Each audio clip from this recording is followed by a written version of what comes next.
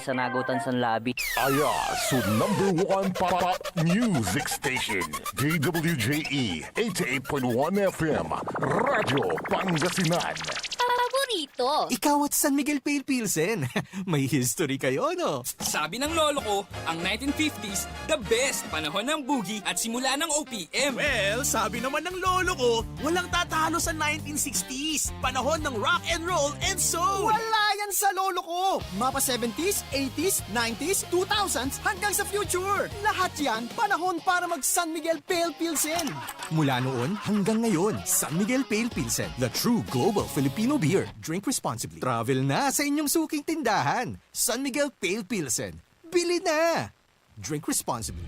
Parad aliguas, tan arangkaday kalasyaw, ang inyong lingkod sa ating bayan. Ang bawat isa ay mahalaga. Sama-sama nating itaguyod ang disiplina, malasakit, at tunay na pagbabago. Sa tulong ng inyong suporta, patuloy nating mapapalago ang ating komunidad. Malinis, ligtas, at maunlad. Isang mensahe mula kay Mayor Patrick Agustin Caraman. Kasama ninyo sa bawat hakbang tungo sa progresibong bayan.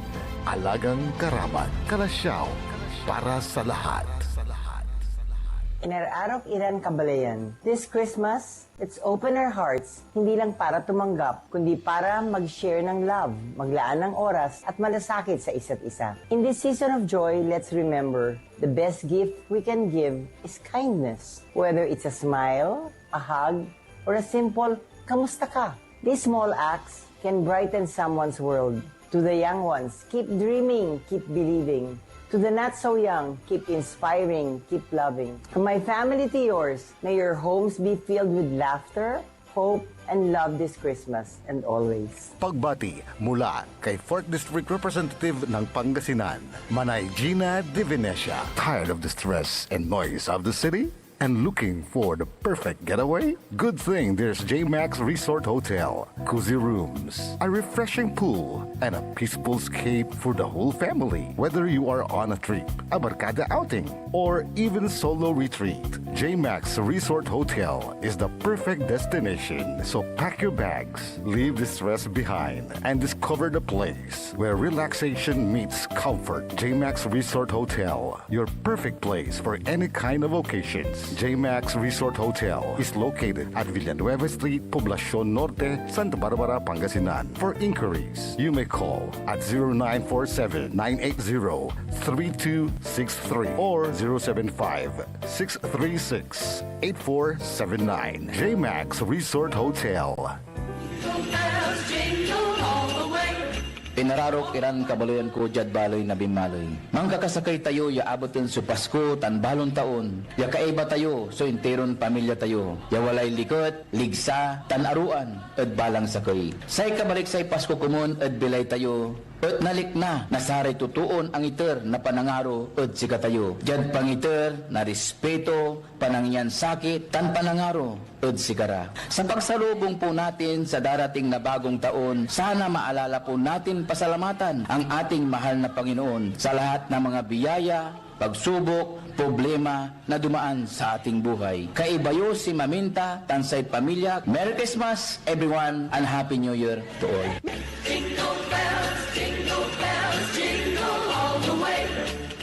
Jad Dagupan, walay saksakay ang radio station ya iyayag na Saray Dagupeño. Jad Bacayao Norte, Paborito. Bacayao Sur, Paborito. Barangay 1, Paborito. Barangay 2, Paborito. Barangay 4, Paborito. Tanchat Bulusan. Paborito. Aya, so 88.1 Radyo Pangasinan.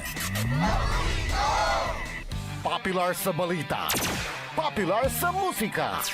Pangasinan Golfwaves Network Corporation. Sa Pangasinan, we are the #1 pop music station. DWJE 88.1 FM. Radyo Pangasinan. Paborito. Paboritong ang kabataan at matatanda. Paboritong pakinggan sa bus, tricycle, jeep, at mga opisina. Paborito mo, paborito ko, paborito natin lahat. DWJE 88.1 Number one pop music station. Paborito. Ang susunod na programa ay rated GP. Chippy? Ano yun? Garantisadong pampaborito! Wadyala sa programan Mambangon si kayo kapaborito. Pakaringalan na saray balita, impormasyon at loob tantaway na luyag na Pangasinan. Maabig yakabwasan Pangasinan. Maabig yakabwasan Pangasinan. Kaiba si kapaboriton Dennis Mojares dan si kapaboriton Errol Horado. Jalabat, DWJE 88.1 FM, Radyo Pangasinan. Maabig yakabwasan Pangasinan.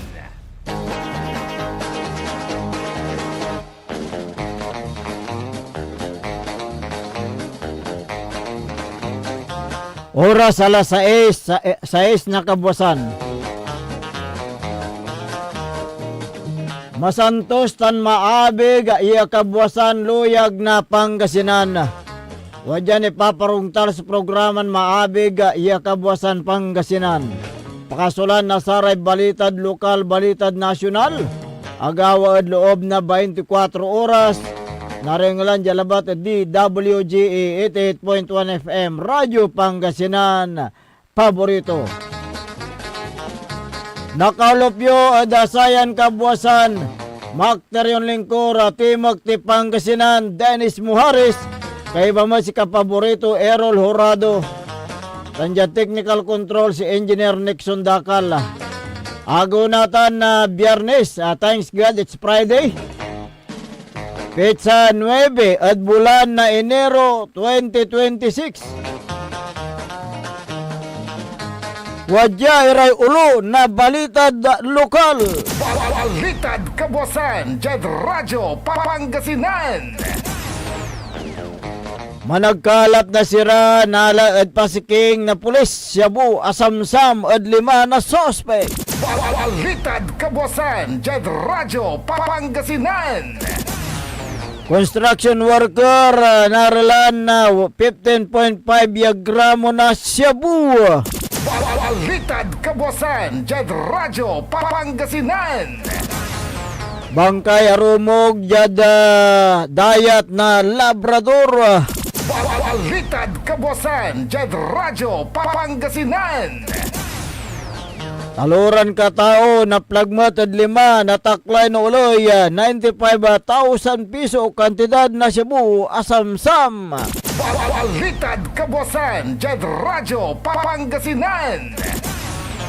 Unda pagtayo jada sa ulo na balita at nasyonal. Balitad kabuwasan, Jed Radyo Pangasinan. Pasakbay at saray diboto at posible na stampede at nagawan translation. Balitad kabuwasan, Jed Radyo Pangasinan. Mayon mangipapaway na bato kasi nga kabalag na kotse. Balitad kabuwasan, Jed Radyo Pangasinan. 20 katao at tabunan at landslide. Balitad kabuwasan, Jed Radyo Pangasinan. General Amnesty para dasaray agni akabayar na PhilHealth contribution inggan ganon Marcos. Balitad kabuwasan, Jed Radyo Pangasinan. Oras nila alas 6:09 na kabuwasan tanatan wadyaray detalye at dasaray balita da lokal.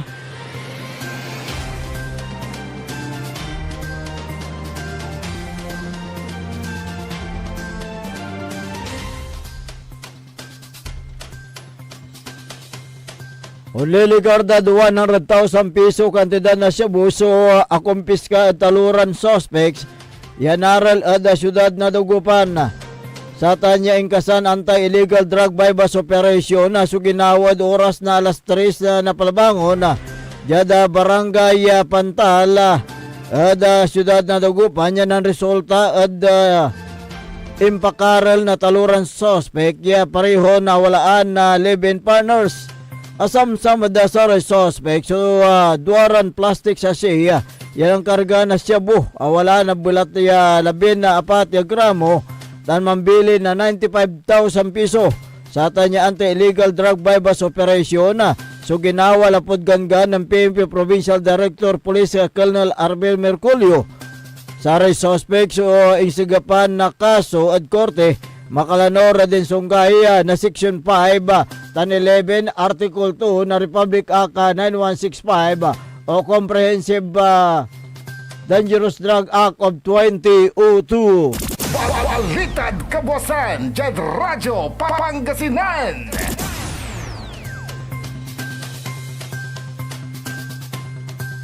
Patuloy sa investigasyon na gagawan na sa retaklay na uloy jada bali na Labradora Pangasinan ni paakar bangkay arumog jadayat na dabilang baloy arumog sa bangkay alas 5 ng aram jadayat na barangay Lawi sa dabilang baloy ang gada sa imbagta kakabatin na sa retaklay na uloy so pakabirbiran na bitla na bangkay tan sa may rason na empatay ito niya sa may bangkay so wala na katagay ito na 5'7" tanawalaan na tato ya RS jada ni kawigin na laman na biktima tanakasulong na t-shirt yang gapoy kawisto od liksab na laman Balitad Kabuasan, Jed Radyo, Pangasinan.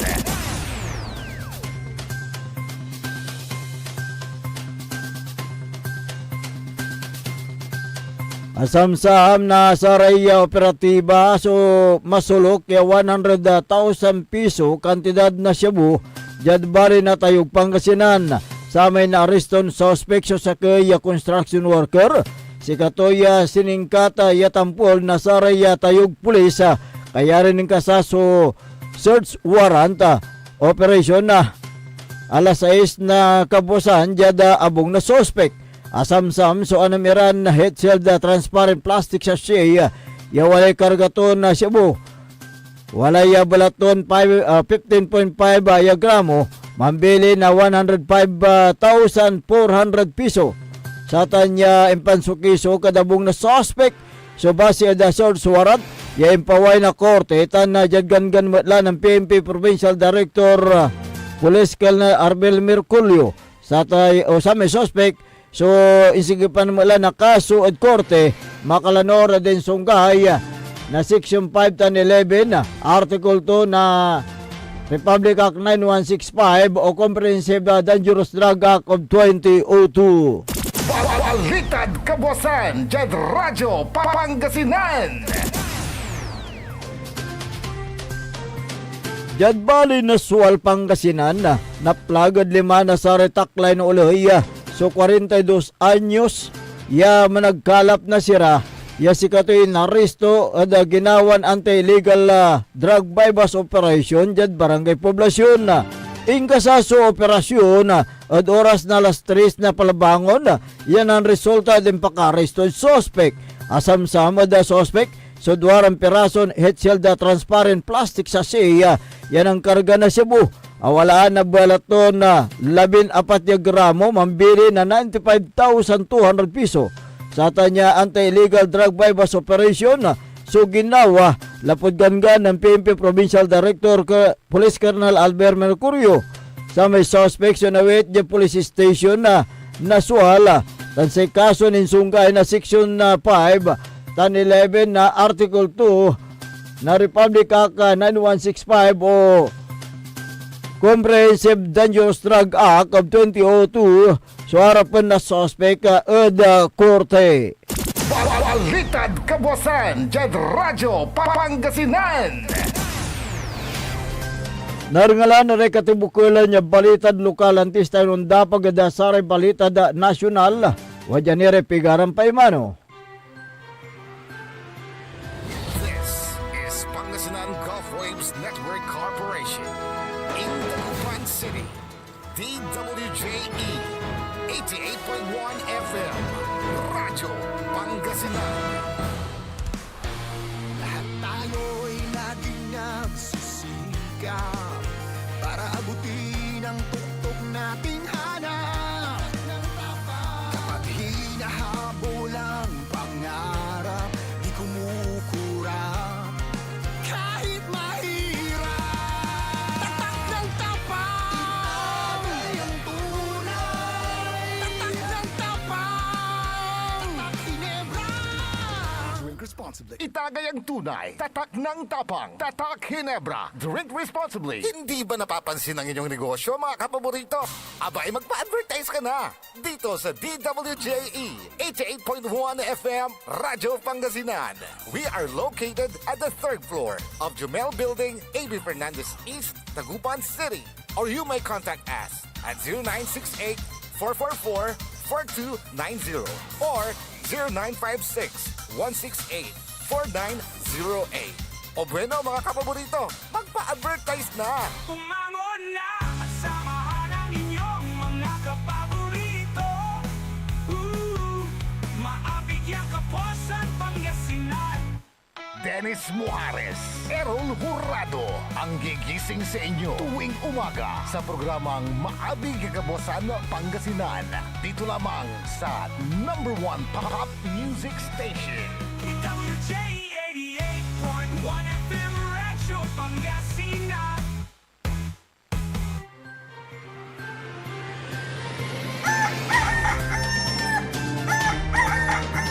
Oras po natin, alas 6:17 na po ng umaga.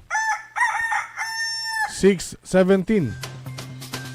Ako po ang inyong kapaborito, Kuya Errol Jurado. At narito na po ang detalye ng ating mga pambungad almusal balita ngayong araw ng Friday. Radyo Pangasinan, Almusal, Balita. Pinaalalahanan ng Department of Health ang mga deboto hinggil sa panganib ng posibleng pagkakaroon ng stampede sa panahon ng pagdaraos ng Traslasyon 2026 o ang tradisyonal na prosesyon para sa imahe ng itim na poong Nazareno. Sinabi ng DOH na mataas ang panganib ng pagkakaroon ng stampede sa mga masisikip at matataong lugar. Ayon sa DOH, kabilang sa mga senyales ng stampede ay malakas na tulakan, hirap na iangat ang mga paa at sabay-sabay na galaw ng mga tao at hirap sa paghinga. Ayon sa ahensya, kapag napansin na ang ilan sa mga naturang palatandaan ay kaagad nang lumayo sa lugar at kung maaari ay magtungo sa may mas maluwag na espasyo. Sakali naman anilang hindi makakalayo, dapat nang manatiling nakatayo lamang at nakaangat ang mga braso. Sakaling nahulog man o mabuwal, dapat na protektahan ang ulo at dibdib. Mas makabubuti rin umanong kung sumabay sa galaw ng mga tao at kung kakayanin ay unti-unting lumipat sa mas maluwag na lugar. Ang Traslasyon 2026 ay nakadakdang idaos ngayong araw, January 9, at inaasahang dadaluhan ng milyong-milyong deboto ng itim na poong Nazareno. Noong nakarang taon, ang Traslasyon ay tumagal sa 20 hours and 45 minutes at dinaluhan ng tinatayang aabot sa 8.1 milyong deboto. Target naman ng Philippine National Police na mas mapabilis ang prosesyon ngayong taon na magmumula sa Quirino Grandstand. Iikot ito sa paligid ng Quiapo at tuloy ang magtatapos sa Quiapo Church. Radyo Pangasinan, Almusal, Balita.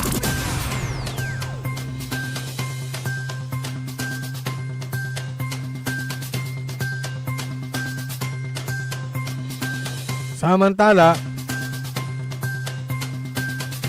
nailibing ng buhay ang tinatayang nasa 20 katao matapos gumuho ang isang dump site sa mga kabahayan sa barangay Binaliw, Cebu City noong Huwebes ng hapon. Ayon sa ulat, ang patuloy na pag-ulan sa nakalipas na ilang araw ang dahilan upang lumambot ang lupa sa Binaliw dump site na nagdulot ng pagguho ng landfill na nakaapekto sa ilang kalapit na bahay alas 5 ng hapon. Ayon kay Cebu City Councilor Joel Garganera, chairperson ng Committee on Environment, agad na ipinadala ang mga emergency responders kasama ang 5 ambulansya sa lugar. Idinagdag niya na ang mga inisyal na ulat ay nagpapahiwatig na maraming mga bahay ang natamaan ng gumuhong basura. Ayon kay Garganera, ang binaliw ay naging open dump site sa halip na isang sanitary landfill.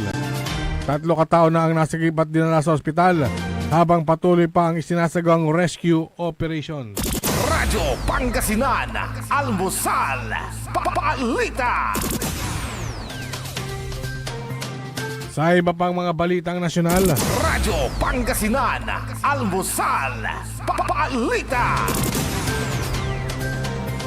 pinag-iingat ng PBOX ang publiko na huwag lalapit sa may dalisdis ng Bulkang Mayon dahil sinlaki ng kotse ang bumagsak ng malalaking tipak ng bato mula sa bulkan. Ayon kay PBOX Director Teresito Bacolcol, patuloy ang pagtaas ng bilang ng rock falls events mula sa bunganga ng bulkan na nakapagtala ng isang volcanic earthquake, 162 rockfall events at 50 pyroclastic density currents o uson na nakalipas sa 24 oras. Ang pagtilapon ng mga bato o rockfall events ay naitala sa Miisi, Bonga at Basod Yulis sa may timog, silangan at southern flanks ng bulkang malapit sa Daraga, Legazpi at Santo Domingo.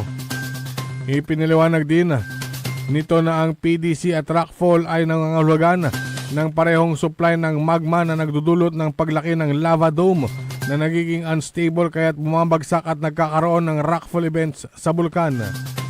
Sinabi pa ni Bacolcol na ang PDC ay maaaring bumilis ng may daan-daang kilometro kada oras na lubhang mapanganib. Aniya, sa patuloy na pag-aalburuto ng Mayon ay wala pa namang naitatalang lava flow. Nilinaw ni Bacolcol na uson ang nakikita na dumadaos-dos mula sa crater ng bulkan. Ang bulkan ay nasa alert level 3 na lubhang mapanganib kapag nilapitan ang dalisdis. Radyo Pangasinan, Almusal, Balita. Sa iba pang mga balitang nasyonal, inatasan ni Pangulong Ferdinand Marcos Jr. ang PhilHealth Insurance o Philippine Health Insurance Corporation o PhilHealth na magpatupad ng General Amnesty para sa mga hindi nakakabayad ng kontribusyon. Sa isang mensahe ng Pangulo, sinabi nito na batid niya na ang 3% na ibinabayad sa PhilHealth kada buwan ay nararamdaman din ng mga Pilipino. Ngayong 2026, aniya ay gagawin itong one-time waiver para sa interest ngayong taon, bagamat gagawin din ito kada taon. Sa kautusan ng Pangulo, ang mga employer ay bibigyan ng 1 taon para mabayaran na lahat ng missed contributions mula 2013 hanggang 2024. Base sa pagtayaan ni Marcos, ang hakbang ay makakatulong sa may 300,000 na benepisyaryo. Hinikayat din ng Presidente ang mga employer na i-update na ang lahat ng impormasyon at magparehistro o irehistro ang mga empleyado sa Yaman ng Kalusugan o YAKAP program. Radyo Pangasinan, Almusal, Balita. At sa pinakahuling balitang nasyonal, Radyo Pangasinan, Almusal, Balita. nanguna ang University of the Philippines o UP sa 5,594 na nakapasa sa 2025 bar examinations sa inilabas na resulta ng Korte Suprema nitong Miyerkules, January 7. Sinabi ni Supreme Court Bar Chairperson Associate Justice Amy Lazaro Javier na ang naturang bilang ay kumakatawan sa 48.98% ng mga kumuha at nakakompleto ng 3 araw na pagsusulit. Top 1 na nakuhang 92.70% si John Roniel Sanchez ng UP. Sinundan ni Spinel Declaro ng University of Santo Tomas na 92.46%. Eliza Adviento ng UST, Angelica Mitra de la Salle Lipa, Mark Angelo Santos UST Manila, Joey Ompad UST Recoletos, Enrico Paglia Ateneo de Manila University, Johan Rafael Gata UST Manila, Marie Chantel Sarmiento UP, Richmond Lucas University of La Salette at Jusmin Yap ng UP. May kabuang 13,193 ang examinees Subalit, 11,424 lang ang nakatapos sa September 7, 10 at 14, 2025 na mga pagsusulit. Itinakda ang oath-taking at signing sa Roll of Attorney sa February 6 sa Philippine Arena. Mas mataas ang bilang ng mga pumasa ngayong taon kumpara sa 3,962 noong nakaraang taon. Radyo Pangasinan, Almusal, Balita. At sumayin niyo ang ating mga pambungad. Almusal Balita ngayong araw ng Friday. Oras po natin 6:26 na po ng umaga. Radyo Pangasinan, Almusal, Balita. Ang puta-putang Iren Balita. Huwag niyo kong subukan. I am sorry. Kung walang kurap, walang mahirap. My God, I hate drugs. Mahiya naman kayo sa inyong kapwa Pilipino. Ang puta-putang Iren Sunata. Dami yung Son, ang puta-putang Iren Impormasyon. Aya, so #1 pop music station. DWJE 88.1 FM. Radyo Pangasinan.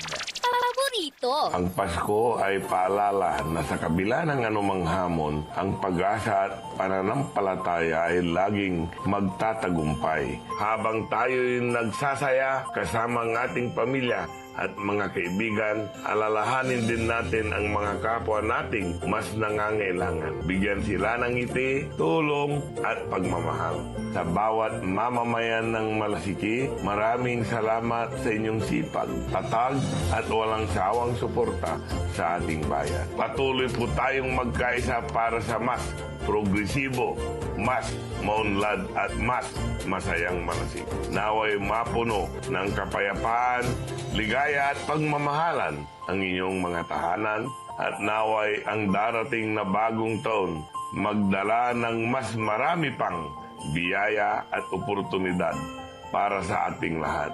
Maligayang Pasko at manigong bagong taon Malasiki. Asenso, Malasiki, Serbisyong Soriano, sigurado. Popular sa balita. Taluran katao na aktuan yaman na susugal inaristo. No ginawa miya duga sa trabaho tan talagan na ayaet malet no problem.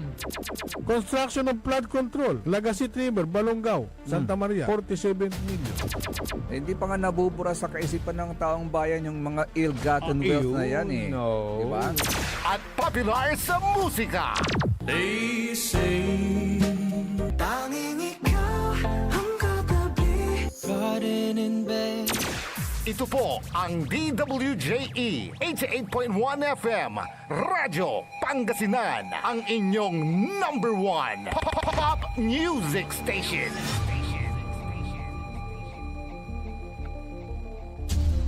Diyan Pangasinan, walay saksakaya radio station ya iiyag na saray Pangasinense. Diyan Aguilar, Paborito. Basista, Paborito. Binmale, Paborito. Bugalyon, Paborito. Labrador, Paborito. Lingayen, Paborito. mga taram, Paborito. Tandyan Urbis Tondo. Paborito. Aya, so 88.1 Radyo Pangasinan. Paborito ng kabataan at matatanda. Paboritong pakinggan sa bus, tricycle, jeep at mga opisina. Paborito mo, paborito ko, paborito natin lahat. DWJE 88.1 FM Radyo Pangasinan. DWJE 88.1 FM Radyo Pangasinan.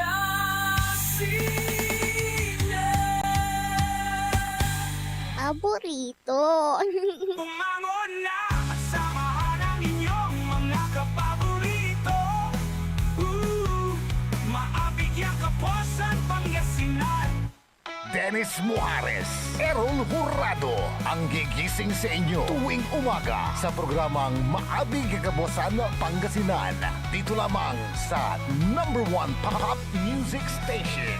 DWJE 88.1 FM Radyo Pangasinan.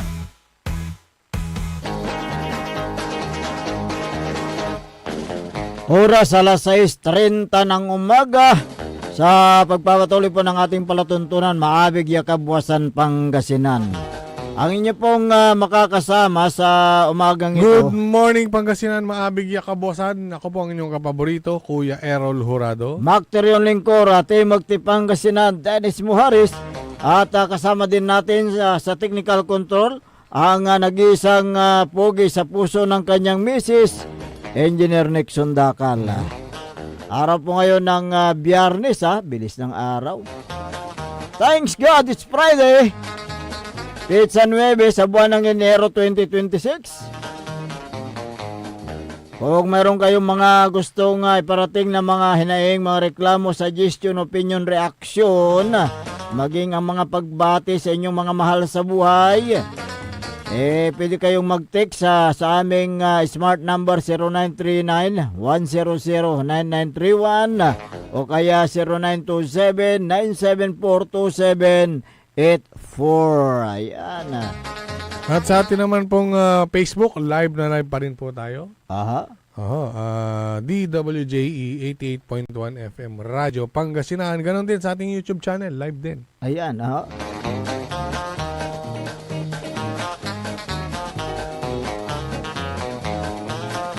Alas 6:32 ng umaga. Alam mo, maraming mga nagsi-celebrate ng mga festival sa iba't ibang mga bayan at siyempre yung iba mag-i-celebrate pa lang. i-celebrate. Kasi pagpatak ng mga first quarter, ay yan, sunod-sunod na yung mga activities. Yung mga kasi mga ibang bayan o syudad, meron silang kanya-kanilang mga yung one town, one product. Kaya dito sa lalawigan ng Pangasinan, meron din tayo na yung one town, one product, gaya dyan sa Kalasyaw, yung photo product, di ba? Gaya dyan sa Mapandan, yung pandan. Yun naman ang kailang dyan. Yung sa Mapandan, yun yung pag nakakita na kayo ng mga aramay bagya nilaga. Ginawa dan singa luxury. So itsura to. Yan, pandan lives yung mga yun. Iyan, at saka maraming mga dyan, gamit ng pandan. Sa panluto. Di ba? Mabango yan ilagay mo sa kanin. Mabango. Ano pa yung mga dyan sa may lingayen, yung bagoong. Dyan sa may Santo Tomas, mais. Marami. Dyan sa may sa Malasiki, may bago sila dyan. Ano yun? Pagoy Festival. Pagoy. Bagong organize yan. Yung pag-upo nung kanilang bagong mayor. Good morning kay Mayor Alpi Soriano.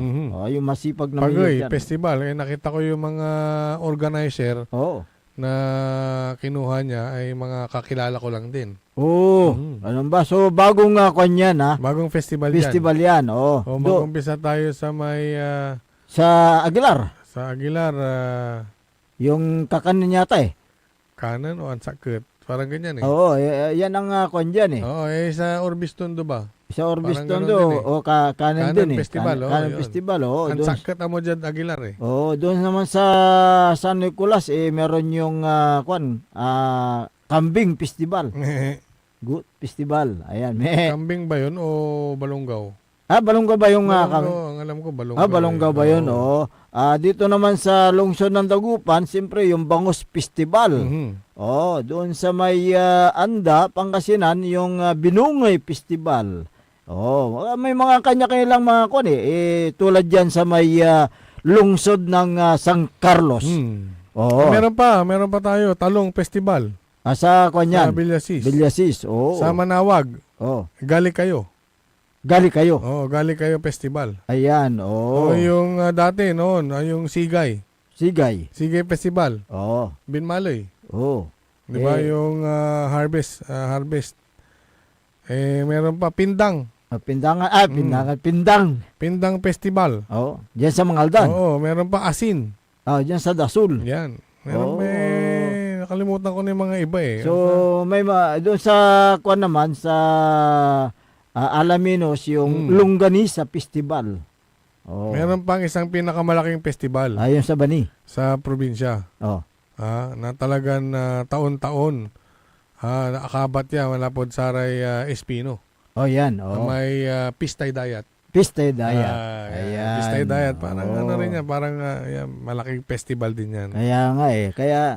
Pistay Dayat, Festival of the Sea ang tawag dyan. Kaya dyan sa naman sa lungsod ng San Carlos, meron yung Bamboo Mango Festival. Yan yung Mango Bamboo Festival promotes local bangos and bamboo products. Ayan. So maraming mga mangga dyan. Good morning kay Kapitan Bob. Si Kapitan Bob, masipag mag-ano yan. Siyempre. Masipag din na... magdilig ng mga mangga. Magpa-spray. Spray! Yung meron na taon-taon na selebrasyon ang Mango Bamboo Festival. Ayan, Kaya... Anong sabi ni Mayor Julian Ayoy Resuello? Ang sabi niya,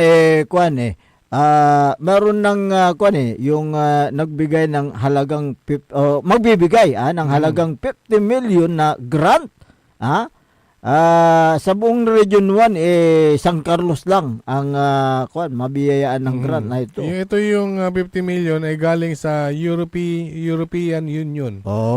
Para magpatayo ng processing plant para sa mga mangga. Yan. Para makagawa sila ng makapag-process ng mga mangga tulad ng dried mango. Ayan. So talagang yan ang isang programa ni Mayor Ayoy, yung talagang magkaroon sila ng processing plant dyan sa may San Carlos City.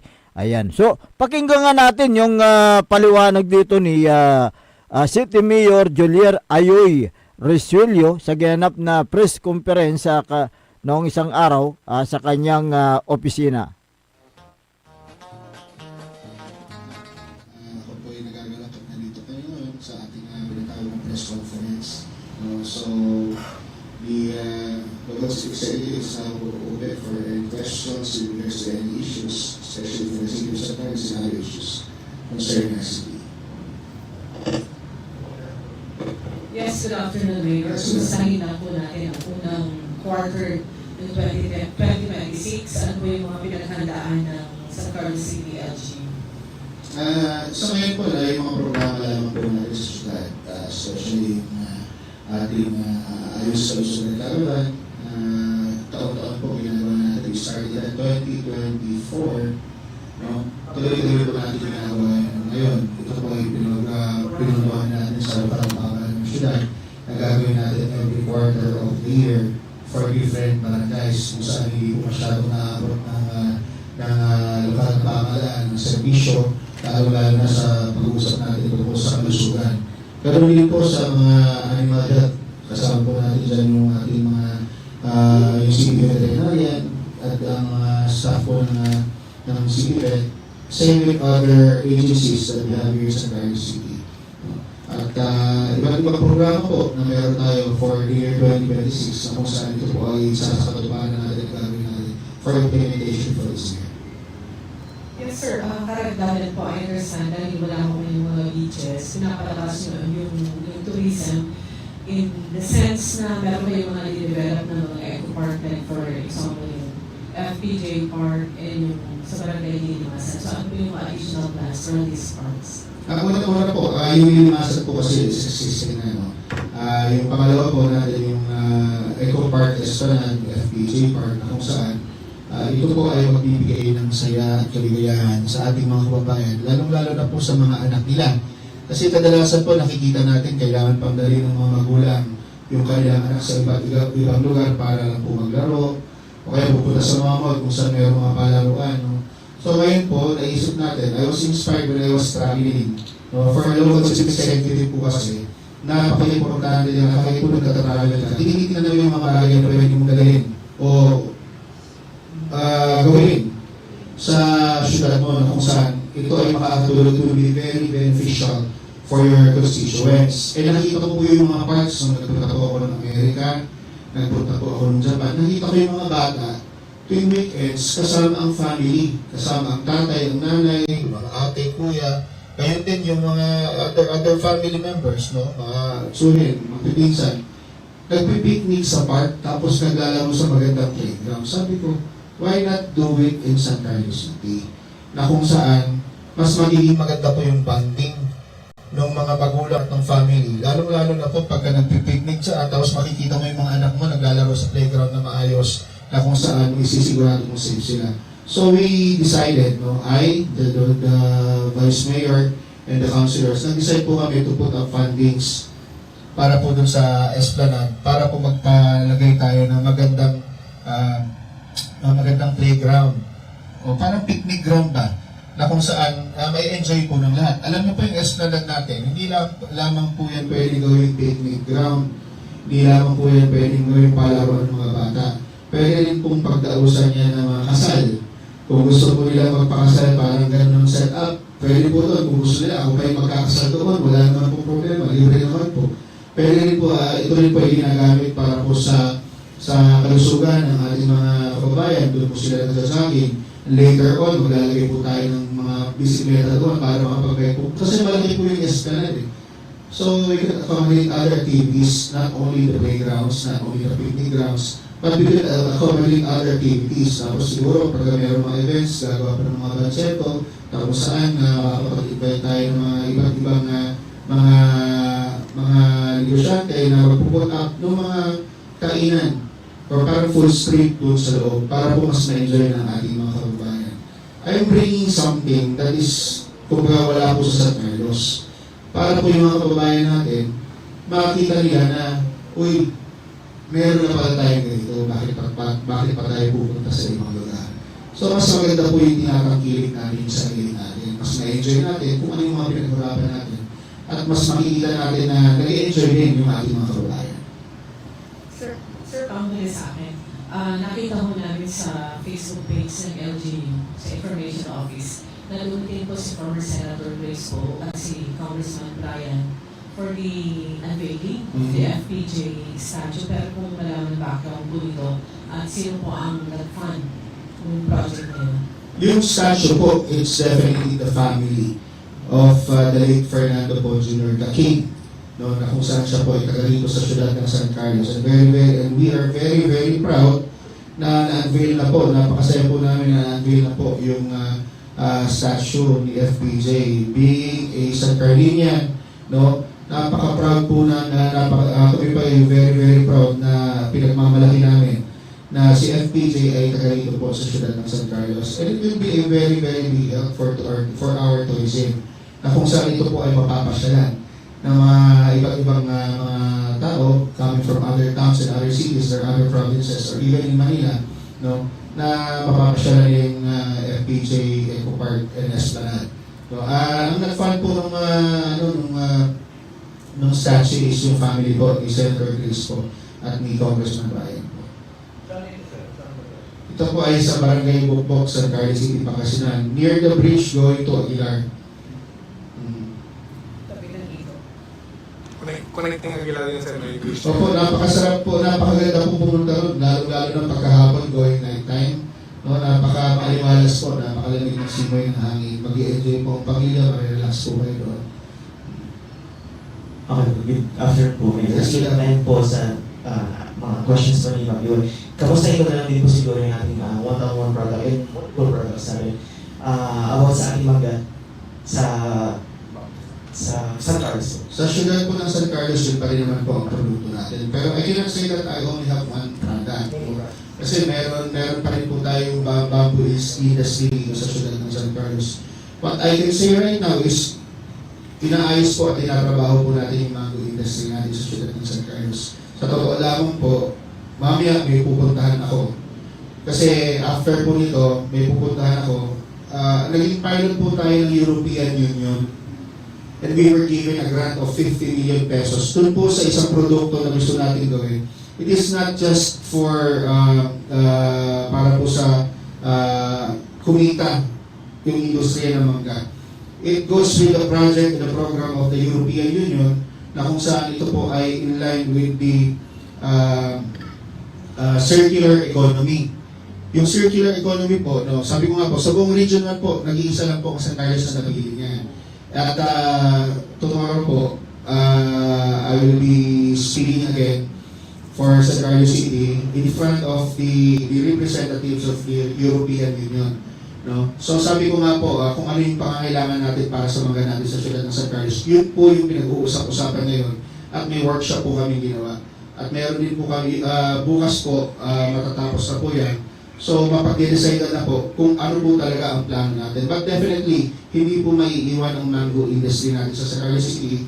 And the European Union or the representatives of the European Union po, no, assured me, dahil they were impressed the last time they were here when I presented all the programs that we have sa San Carlos City.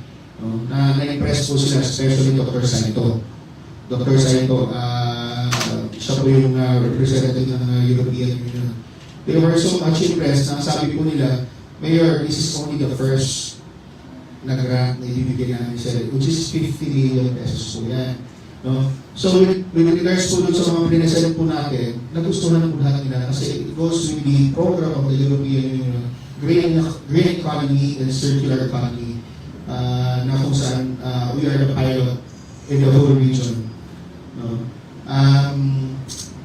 Siguro po susunod na rin po dyan yung mango industry natin. Kasi when I presented it to them, they were really impressed and they really wanted to work with us para po dito sa industriya natin ng mangga at kawayan. At kung ano pa po yung mga pwede natin i-offer. Not only in the province of Pangasinan, maybe in the whole Philippines or maybe in the world.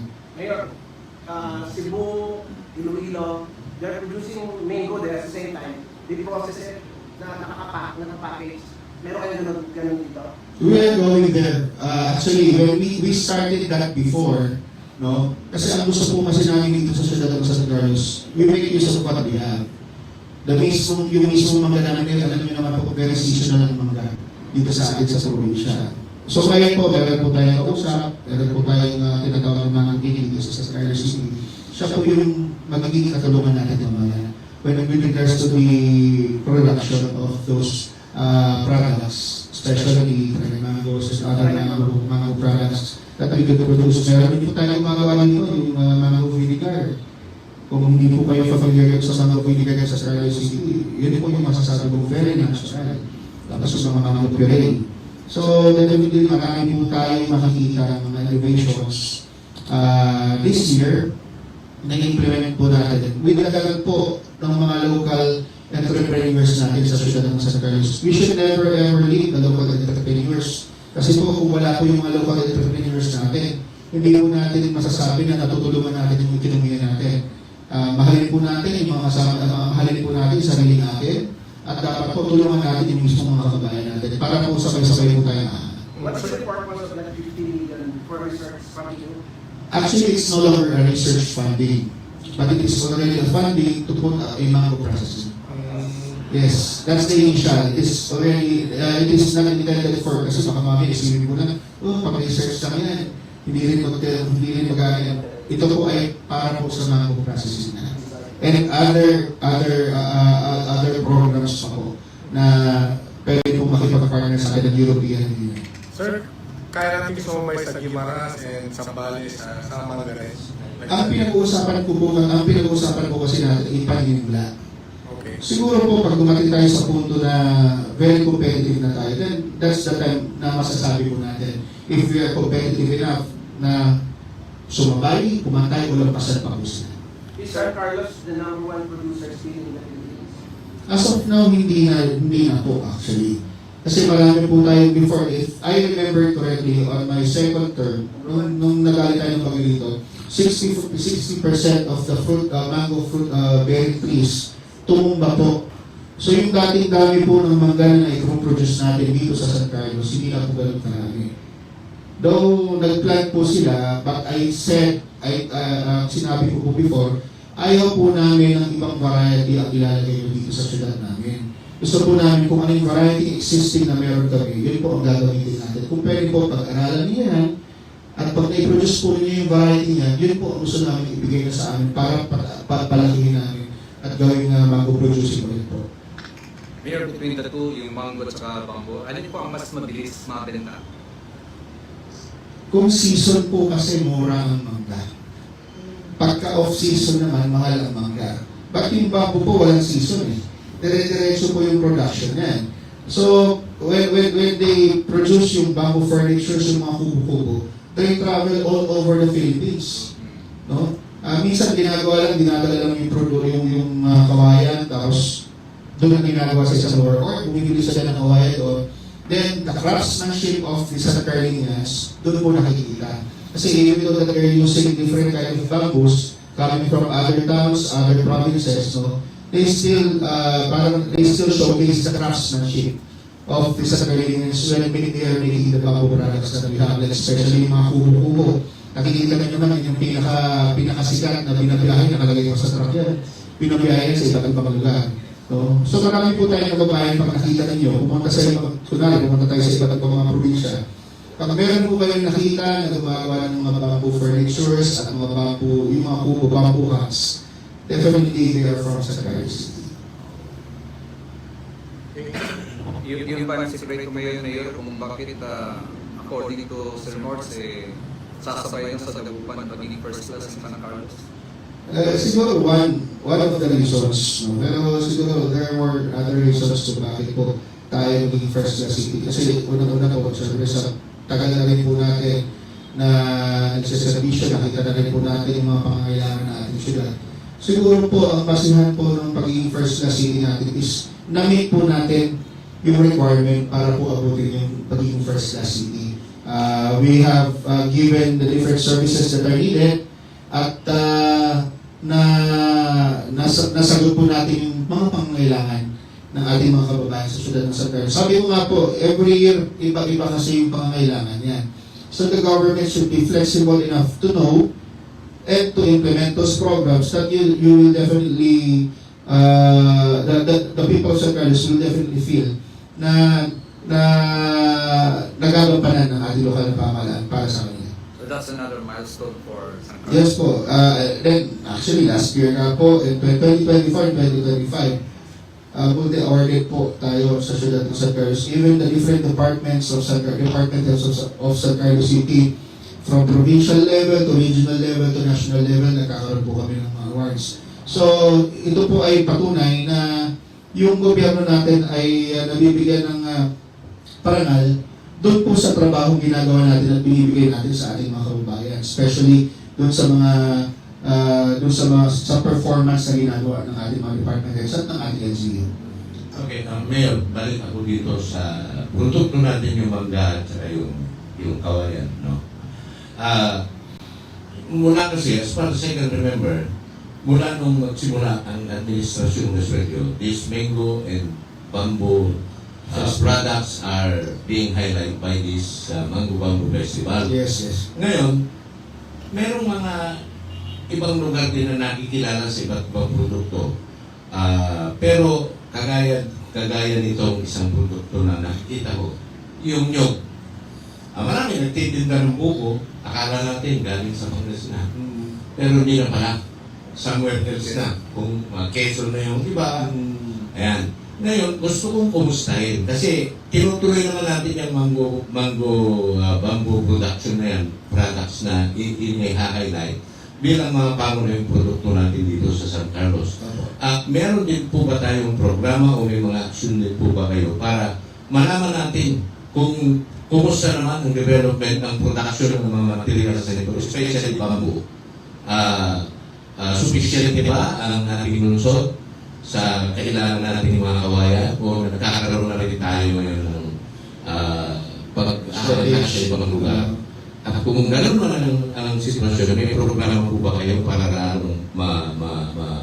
matubunan natin ang kagubatan nito? Meron po tayong programa ngayon. Unang-una, we encourage our barangay officials to plant bamboo doon po sa mga creeks and rivers, sa tabi po ng creeks and rivers natin. Secondly, meron po tayong dinedevelop na parang bamboo nursery. Kasi po nakita natin yung shortage natin sa bamboo. So kailangan na po natin initially, meron po kami mga 4 hectares na paglalagay ng mga bamboo nursery na yan. para po masigurado natin yung supply natin dito sa San Carlos is actually, as of now, it is already depleting. No? So, nag-aakit na rin po yung mga kababayan natin sa ibang bayan. Hindi pa naman po tayo umabot sa punto na magagaling pa sa ibang probinsya yung inaangkat natin. Pero definitely, the program of the local government is sustainability. You have to sustain what kung ano yung industriya, meron tayo sa syudad ng San Carlos. That's why we have already talked about this. We have this bamboo nursery na kung saan doon po natin palalagin ng mga bamboo. And then we are encouraging our barangay officials to plant bamboos doon po sa tabi ng mga ilog natin. Tayo po nagpapabigay ng mga seeds yan para po ma-plant nila yung mga bamboo na yan. So, one of the, kung parang isa sa remedy o solution is to encourage everybody to plant bamboo. With the right propagation, with the right care, no, lalago rin po yan. Ang problema po kasi na yun pagka nalingat ka at medyo naalala may labong. Diba? Masamsami pa kung may labong. Nugataan mo na tagamoy agad, tagamoy din si Diamano. Sira na, ulam na. No? So yun po yung gusto natin hilingin sa Kunwari, 4 yan. Magtira po kayo ng 2, kahit kunin yung 2, para po meron pang susunod. Pero as much as possible, kung pwede, magtulungan po tayo na hintayin natin lumaki yan. Alam ko, hindi nyo makakain ng kawayan. Yung labong ang makakain ninyo. Pero definitely, it will be sustainable kung if everybody is gonna be doing their part for San Carlos. So yun po ang paliwanag ni Mayor Ayoy Roselio ng San Carlos City. Kaugnay po naman doon sa kailang mga iba't ibang mga development sa lungsod ng San Carlos. Yung kailang kung ngayon nakapaborito Errol, yung kailang Mango-bambo. promote yung mangga at saka yung kawayan. Ayan. Yung naalala ko lang, ang Mango Bamboo Festival ay naumpisahan na yan noon ni late Mayor Julian Resuello. Ipinagpatuloy ng kanyang mga anak na sina Mayor Ayoy at siyempre si Vice Mayor Bogs upang may promote ang kanilang produkto na mangga at mga bamboo craft. Ang mga na nakikita na mga kubo-kubo na made in bamboo o yung kawayan ay galing sa San Carlos sa mga yan di ba? At may bahay kubo noon na andar. Oo. Ayan nakasampa na yun sa ERP. Kung hindi ako nagkakamali, ang Mango Bamboo ay nagaganap yan tuwing Abril ba? Oo, Abril. April? April. Oo, April, no? Oo. Tama ka dyan. At maraming kakaibang matutunghayan sa Bamboo Mango Festival. Last year, milyong-milyong katao ang dumagsa sa lungsod ng San Carlos upang tunghayan ang kailang festival. Oo.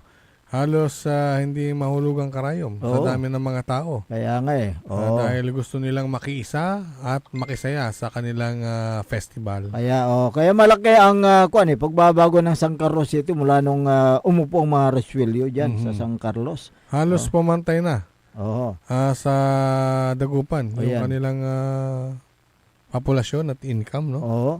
Halos magkakalapit na. Pati yung voting population magkadikit din. Oo nga. Siguro by next year. Baka by next year na. Or 2028. Magiging first class municipality na yan. Hindi malayong mangyari yan dahil ang populasyon, yung sabi mo nga, batay sa 2020 census ay meron ng 205,000. Diba? 424. Ang 2020 kailangan yan 2020. Pero ngayon parang nasa 220 plus na. Kaya ang kinakailangan lang para magiging yung highly urbanized city ay 200,000 na populasyon. Sumupla na sila doon sa income naman 400 million or more for the 4-year period. Para sa annual budget naman ng San Carlos parang may kabuuan yatang 1.4. Malaki na. 1.4 billion. ang budget ngayong 2026. Oo. Parang nasa 1.59 yata. Oo. Kaya pasado na sa pagiging highly urbanized city ang San Carlos City. Kitang-kita ang pagkakaiba. May mga ano yan may mga announcements. Oo. Kaya na mangyari upang formal na ihayag yung pagiging isang first class city. Ganon din sa ibang munisipalidad. Kasi magkakaroon pa yan ng referendum dyan sa Congress. Kaya't kung dadaan pa sa tamang proseso bago magiging first class city or highly urbanized city ang isang lugar tulad ng San Carlos City. Okay. Sa aming pagbabalik talakayin natin yung general amnesty para sa mga hindi pa nakapagbayad ng kailang kontribusyon sa PhilHealth. Yan ay ating tatalakay, makalipas lang po ng ilang paalala. Ang puta-putang Iran Balita. Huwag niyo kong subukan. I am sorry. Kung walang kurap, walang mahirap. My God, I hate drugs. Mahiya naman kayo sa inyong kapwa Pilipino. Ang puta-putang Iran Sunata. Dame un San ang puta-putang Iran Impormasyon. Aya sa #1 pop music station.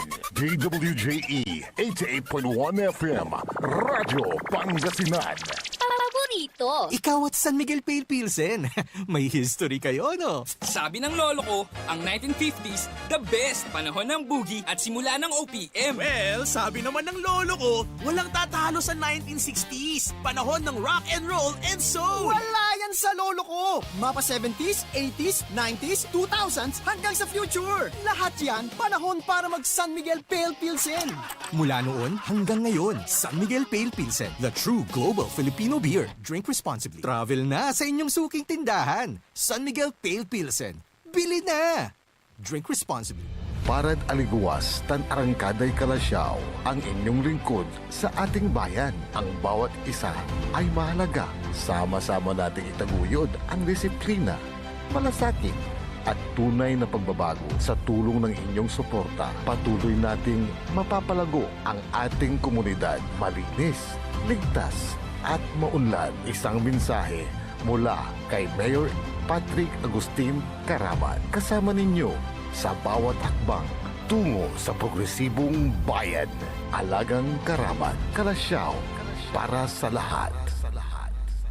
Inararok Iran Kabalayan. This Christmas, let's open our hearts, hindi lang para tumanggap, kundi para mag-share ng love, maglaan ng oras, at malasakit sa isa't isa. In this season of joy, let's remember, the best gift we can give is kindness. Whether it's a smile, a hug, or a simple, kamusta ka? These small acts can brighten someone's world.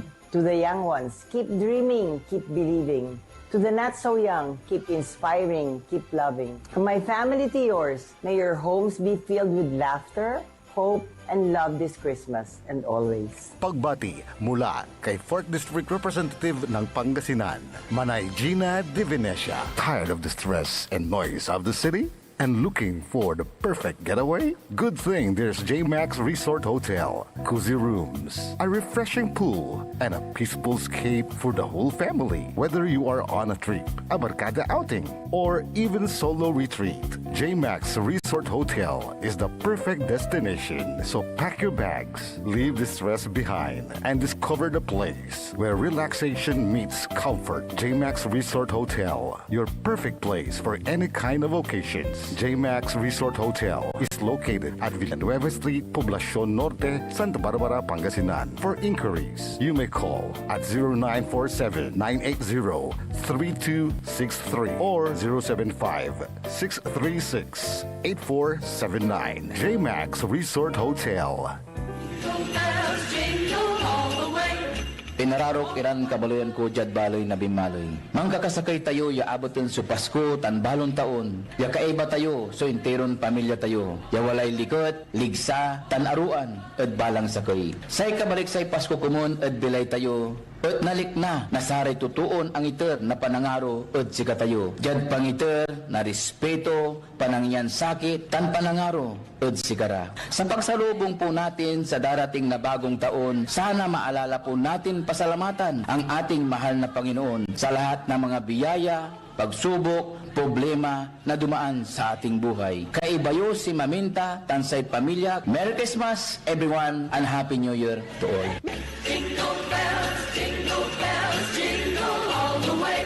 Popular sa balita.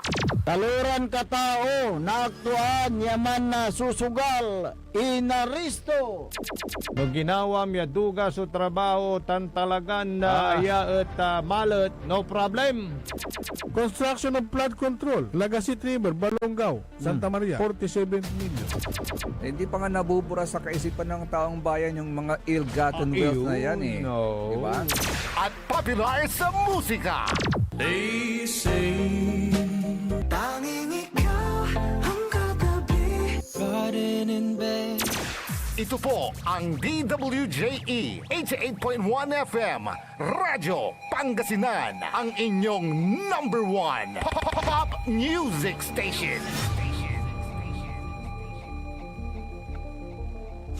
Jad Dagupan, walay saksakay ang radio station ya iyayag nasaray Dagupenyo. Jad Bunuan Binlog, Paborito. Bunuan Bukid, Paborito. Bunuan Gese, Paborito. Kalmay, Paborito. Karae, Paborito. Tanjad Karanglaan. Paborito. Aya, so 88.1 Radyo Pangasinan. Popular sa balita. Popular sa musika. Pangasinan Golfwaves Network Corporation. Sa Pangasinan, we are the number one pop music station. DWJE 88.1 FM Radyo Pangasinan. Paborito. Paboritong ang kabataan at matatanda. Paboritong pakinggan sa bus, tricycle, jeep at mga opisina.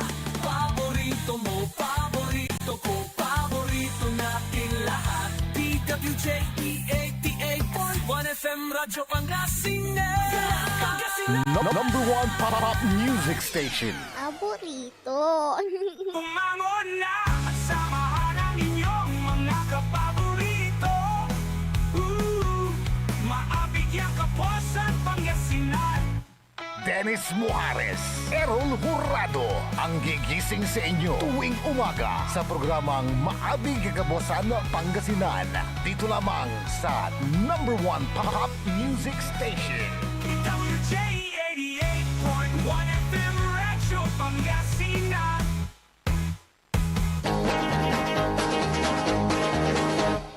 Oras alas 7:08 ng umaga.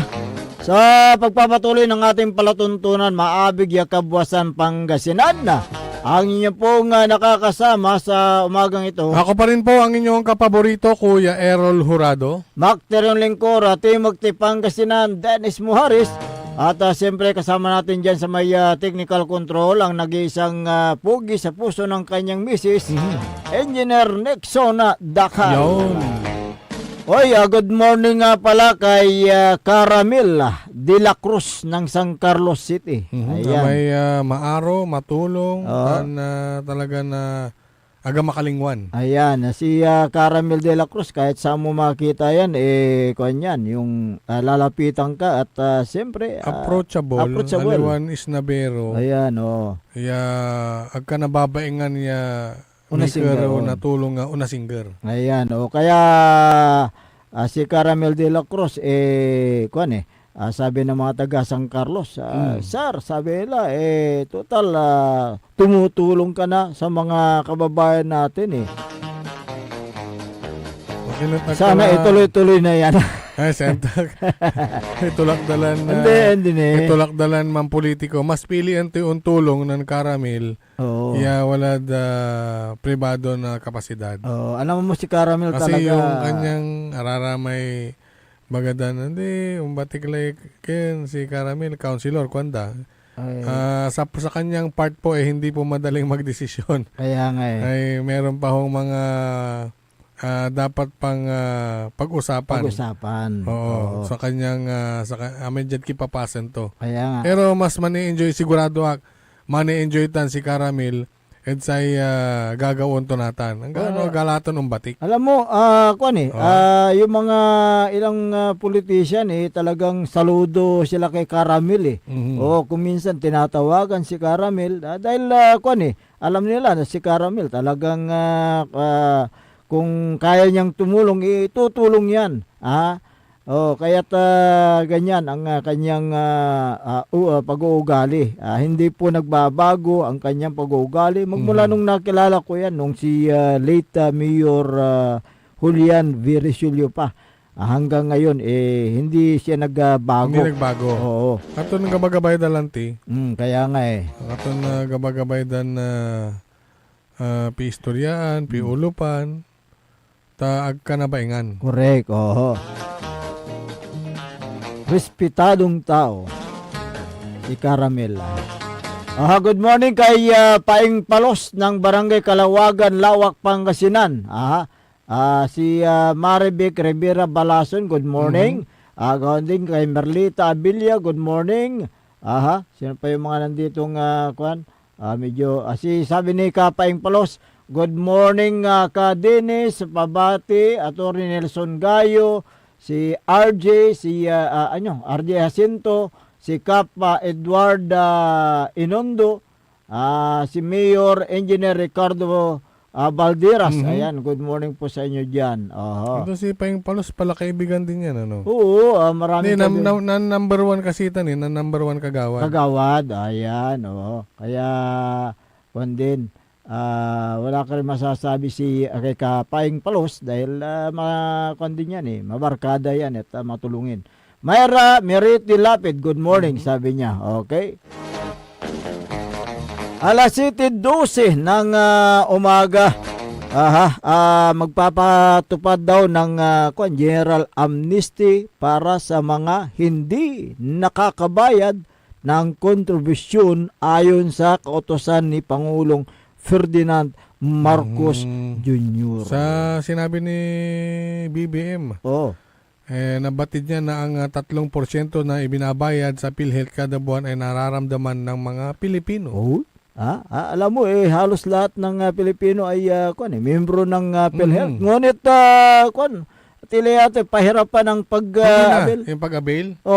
Basta sinabi mong may PhilHealth ka, automatic na automatic, yan. oo. Meron din yung automatic enrolled na sa PhilHealth.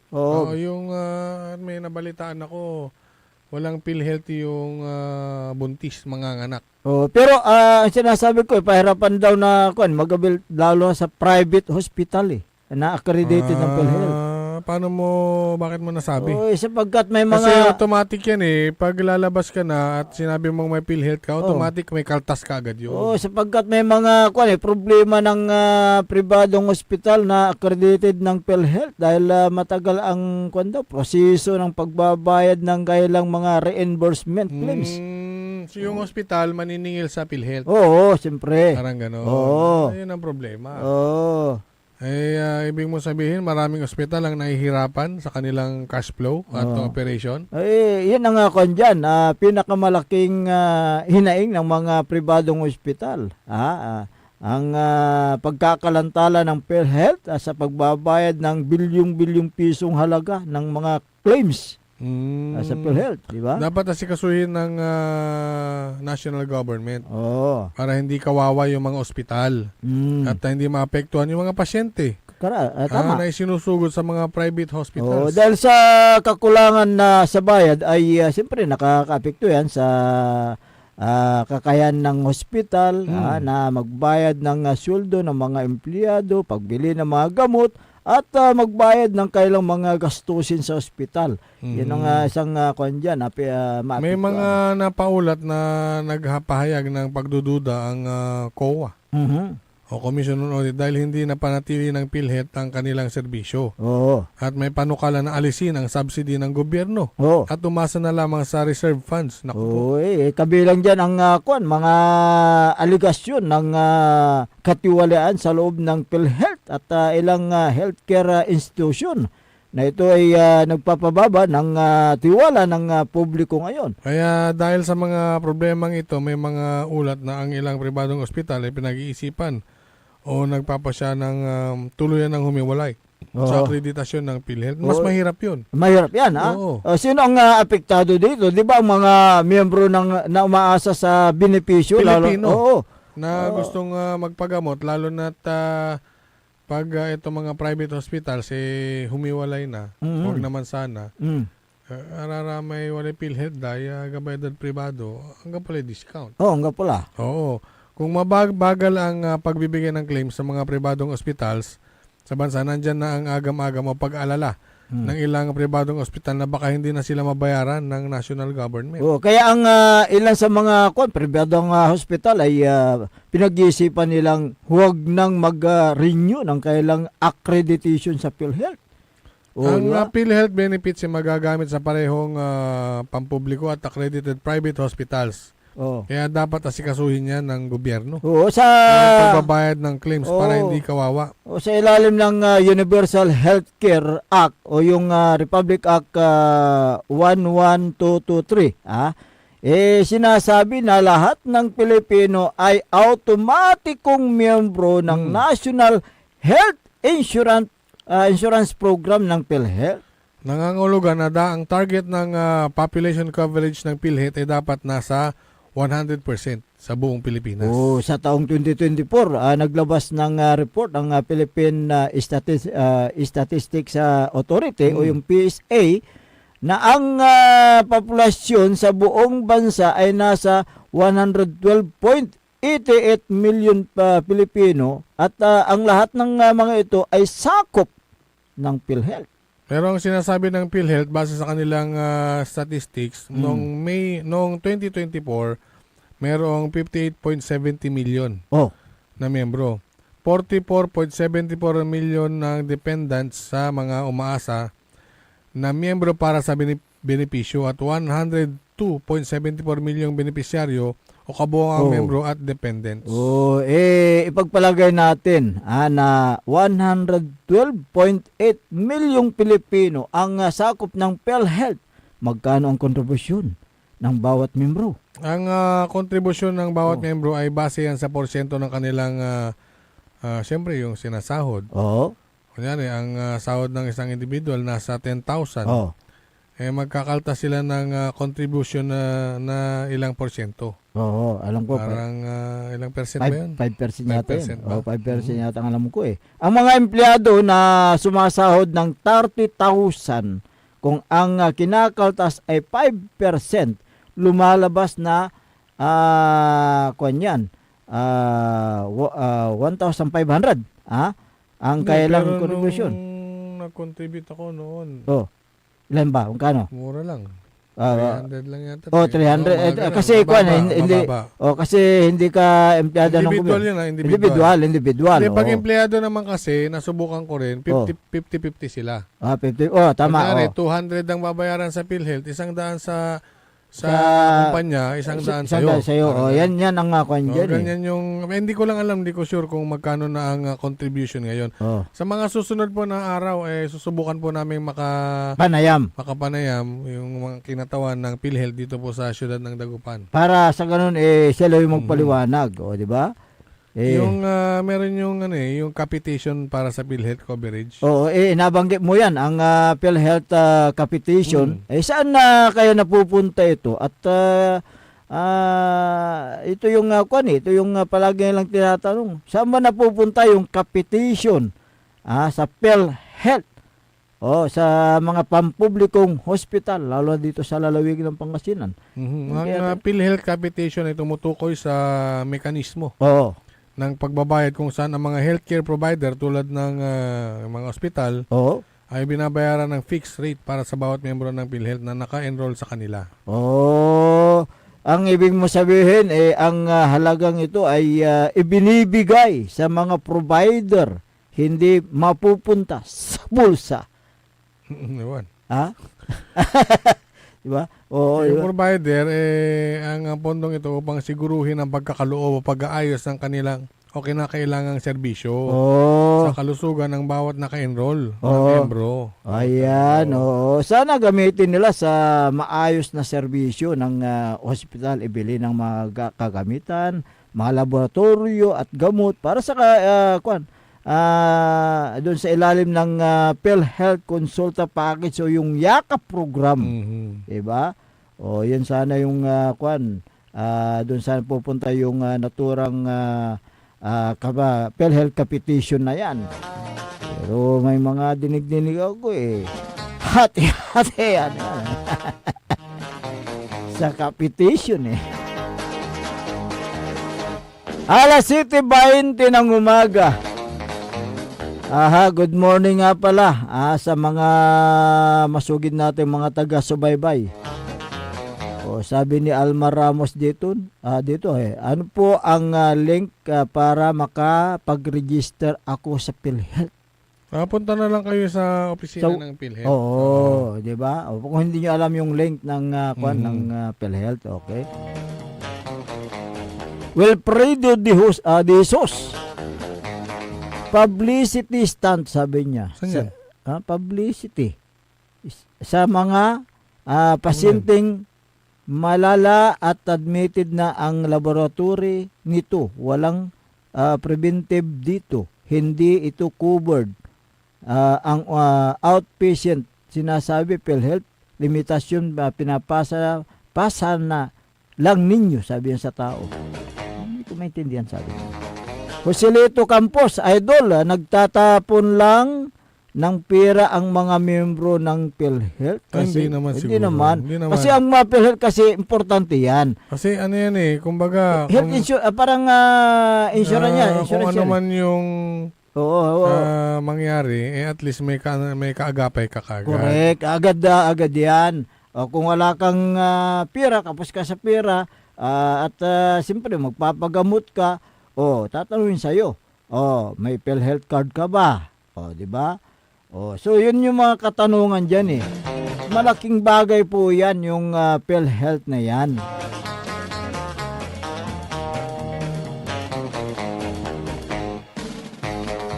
Sabi naman dito ni Rinaldo de Guzman, mga idol, dapat yung 90 billion surplus na inilipat sa National Treasury, ibalik nila at idagdag sa benepisyo ng mga miyembro.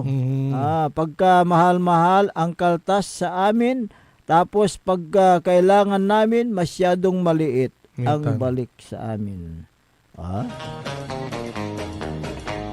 Well, yun po yung mga nila, obserbasyon nila at hinahing nila.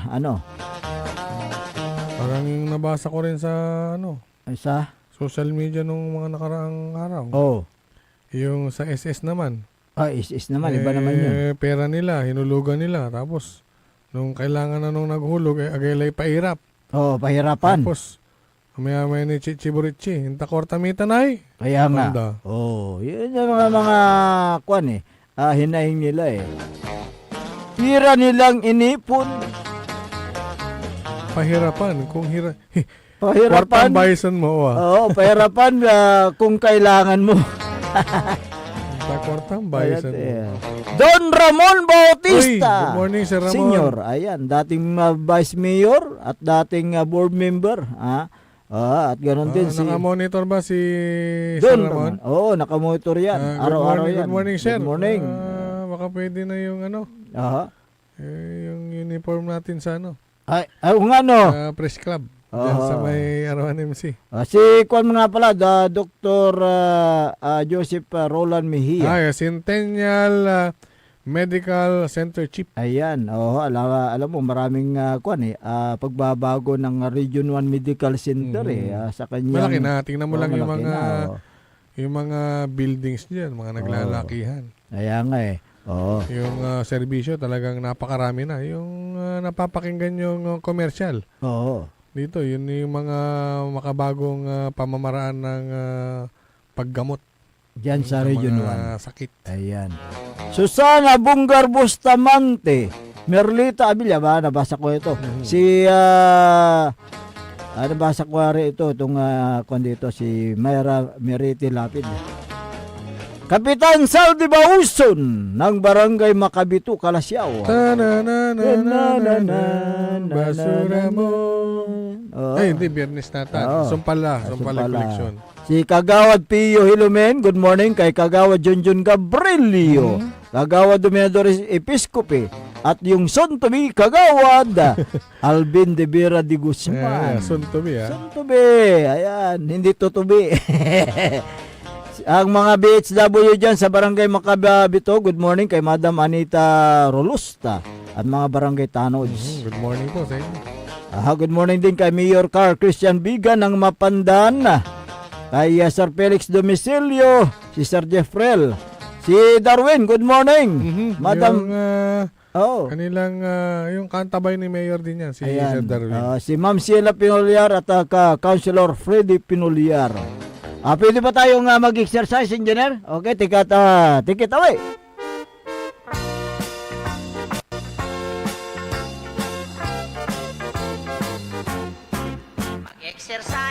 Good morning kay Mayor Patrick Agustin Karamat ng Kalasyaw. Si Vice Mayor Kevin Roy Makanlalay, good morning. Councilor Kyle Arthur Balduisa Gaspar. Si Councilor Nestor Gabrilio. Councilor Elias Villanueva. Si Councilor Mike Sison. Mike Sison, yan. Ayan, good morning. Si Councilor Joe Piloresco, magandang umaga. Gagawin din kay Liga President Jose M. Pares Jr. Good morning din. Ay, si si dating kapitan, Mel Sapira. Good morning. Good morning. Ayan, good morning. Yan. Ay, si Kinmanaya, si Ninong Arnel Aranda, good morning. Dumarangal ta, taga dito na Binmali. May Asaba Takaruman. Good morning. Ninong Kutan, si Ninong Arnel Aranda, good morning. Good morning po. At ganun din si former Councilor Gerald Apicial, good morning. Nakikirami po kami. Councilor. Si former Liga President Carlito Dion, good morning. At ganun din kay Longher. Nagpakulot ka na ba? Joel Calvo. Si Engineer Art Gaspar ng Barangay Ambutil, good morning. Si Madam Marmy at Boss Carlo, good morning kay Sergeant Esteves, good morning. At ganoon din kay Madam Jebeta Esteves, good morning.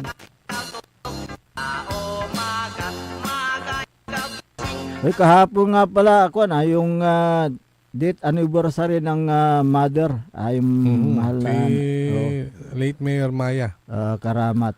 Death anniversary. Ayan. Kumaga yung may agaw na impatito. Ayan, nagkaroon ng isang maiksing misa, makabuluhang misa.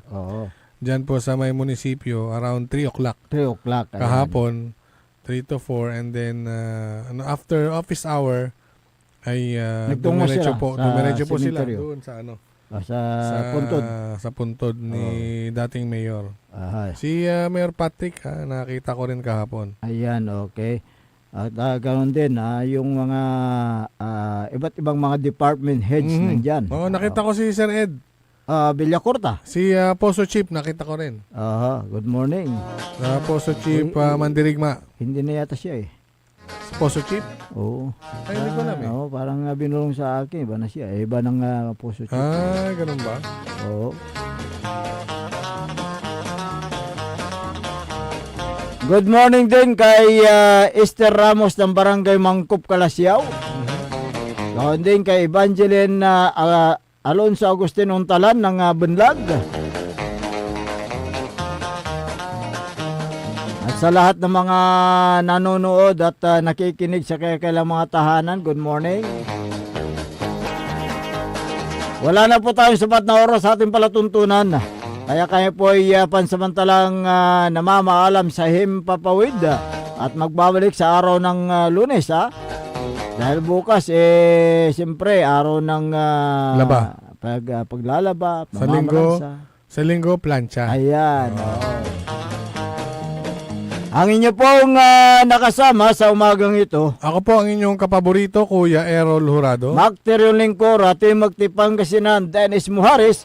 At siyempre kasama din natin dyan sa may technical control, si Engineer Nexon Dakal. Ang tabayanan ng susunod na palatuntunan ni kapaborito RJ Jimenez at kapaborito Joseph Kanilang Bacani sa programang Likna ay Baloy. Dito lamang sa DWGA 88.1 FM Radyo Pangasinan. Paborito! Wadyala sa programan Mambangon si kayo kapaborito. Pakaringalan na sa balita, impormasyon at loob tan paway na luyag na Pangasinan.